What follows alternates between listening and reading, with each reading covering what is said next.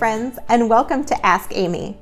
Today's question is one that I often get when I'm teaching hand lettering workshops, and that is, what kind of paper should I use to letter on?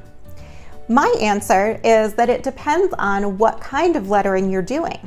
For practice, I recommend a medium weight sketch paper that's as smooth as possible.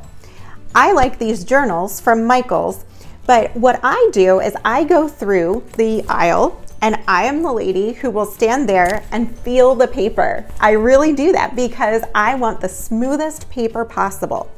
It's totally up to you if you like the dot grid, if you like to work with lines, a grid, blank paper, but what you want is the smoothest paper possible and a medium weight so that your pens don't bleed through. If you're doing a project, I recommend either Bristol board, which is nice and heavy, kind of like cardstock, but even smoother, or hot press watercolor paper. If you're going to be doing any kind of watercolor background or watercolor coloring, painting, along with your lettering, you want that hot press watercolor paper because it's designed to work best with that medium.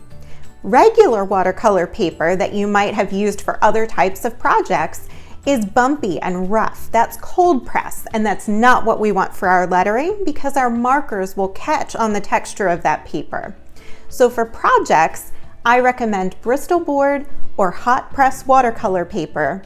And for practice, I like medium weight sketch paper that's nice and smooth. My other suggestion, if you don't want it bound together in a book, is that HP laser printer paper is super smooth and it's great for your markers. If you use rougher paper, not only will you not be as happy with your finished project, but it's actually really hard on your markers and will shorten their life. So take good care of your markers and get the smoothest paper possible. I'll see you next week for the next edition of Ask Amy. Don't forget to drop your questions in the Amy Latta and Friends Facebook group or send me an email at amylattacreations@gmail.com. And in the meantime, I'll see you over at amylattacreations.com. Happy crafting!